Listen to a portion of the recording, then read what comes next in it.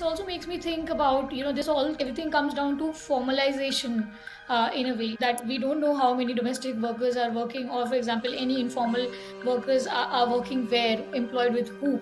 Nowadays, I have heard that they've started taking Aadhaar cards and they started doing police verification, but that too for their own safety, the employees, but not for bringing any benefit to to the workers essentially. So, how, to what degree do you think that is important, and how is there a way to, go through that? I think it's extremely important because, as I said, majority of the women are working in the informal sector, right? They're part-time employees, they're domestic workers, or they're doing informal work.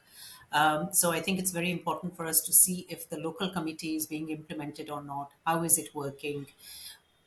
The only way, this information should be published on the website of the state, but just do some research, it's not.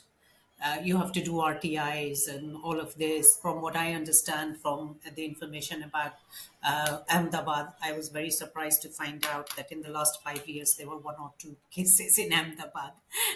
I mean, imagine, it clearly shows something is not working in the system. And this is the other thing, a lot of institutions and people, they deal with cases informally because they think it's bad, it will look bad on the institution if they show there are cases. It's actually the opposite. We know sexual harassment is happening in society. If you show that there are cases and you dealt with it, it shows that you have the mechanism and it's working. I get very suspicious when I see that no cases have ever happened. Then you're not part of society. You're, तुम किसी स्वर्ग में रह रहे हो, तुम्हारे यहाँ कुछ हो ही नहीं रहा है. That's not reality. So people who think they're being very clever by dealing with things informally are actually being very stupid.